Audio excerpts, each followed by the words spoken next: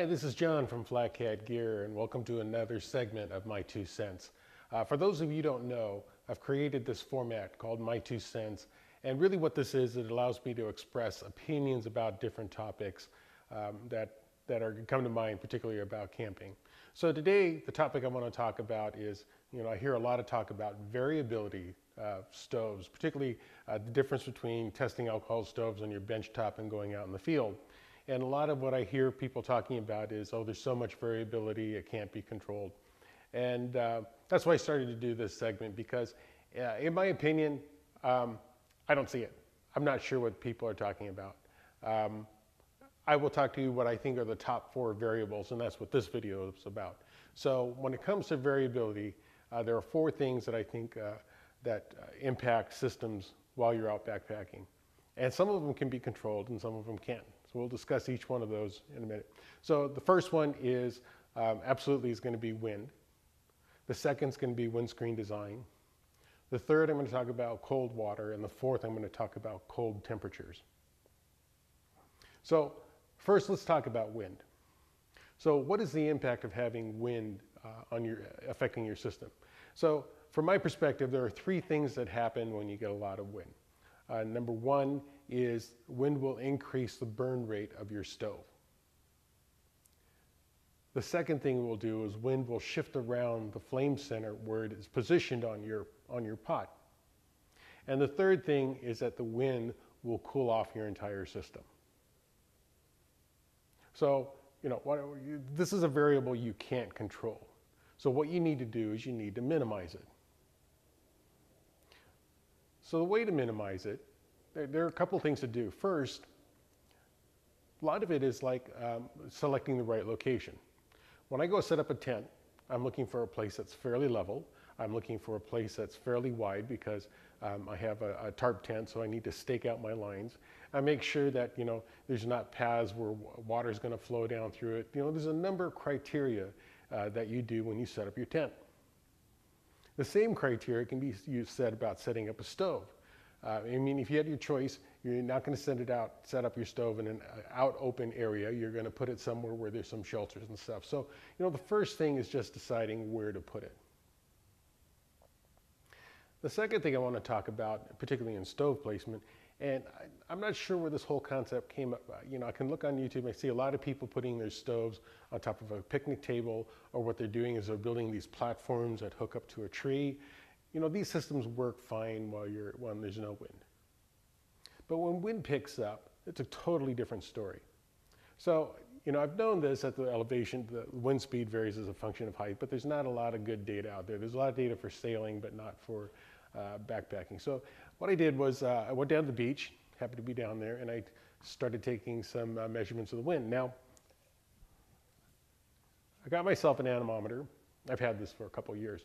And one of the things that I've discovered about measuring wind is wind of all variables is probably the poorest identified variable out there. When you talk to somebody, they say it's really gusting, and they'll say, oh, it's got to be blowing 10, 15 miles an hour. I take my anemometer out there and say, not blowing that fast. The second thing is devices like this, they'll measure average wind speed as well as gust speeds. And so I think one of the things I find is that people don't have a good understanding of how much wind is actually blowing. So anyway, I go down to the beach, and what I did was I measured wind at various heights. And what you find is as soon as you get off the ground, if there's any wind at all, the wind speed picks up. Or the contrary to that is the lower you get down on the ground, the smaller the effect that wind has on it. Now, if you look at this chart, this was on a kind of an average day. The wind was blowing about 1 3/4 miles an hour. And you can see that as I drop down and go lower in height, the wind speed drops off to almost nothing. Now, it takes a lot of work to set up these measurements because you're measuring multiple times, multiple periods and stuff. But so this is over about a 2-hour period. But I've gone to the desert, and I have measured wind speeds chest high at about 7 miles an hour and down on the ground as low as 1 mile an hour. So this gets back to my point. When you're setting up your alcohol stove, pick a position. Find a space that's not necessarily out in the open. Find some shelter and keep it low to the ground. If it's not windy out, Put it on your picnic table, put it on your stands, it doesn't matter. But when the wind picks up, if you want to get the most efficiency, drop it down on the ground. The other thing is you don't always have shelters around, so you can make them. And here's a couple examples. I've made them using snowshoes, I've made them using bear canisters. If you're only boiling water, you could probably do it near your tent. I wouldn't do any cooking near your tent, but you can find structures to block the wind. The second variable that I found that impacts efficiency out in the field is actually your windscreen design. And I'm not going to get into it because windscreen designs are an extremely complex topic, but in general what I found is that if you do a benchtop test when you've got your stove on a bench, and the difference between putting that and using a fully enclosed windscreen is your stove tends to run a lot hotter. So what happens in general that I found is that the flame pattern, while it looks nice on the bench, as the stove gets warmer, spreads more, and so you start losing some efficiency that way. So that's one thing to keep in mind is the windscreen design. And honestly, I got to tell you, windscreen design is much more difficult than stove design. The third variable I want to talk about is cold water. Now, the wind is something you can't control in the field. You can try to mitigate it by putting things down on the ground. You can mitigate it by putting it around your stove and equipment behind some kind of wind shelter. It helps out a lot. Water temperature is a variable you can control. And this is one that I've done extensive testing on this. I mean, alcohol stoves are very simple. Put fuel in a stove, it has a certain amount of stored energy, it's going to deliver it to your pot.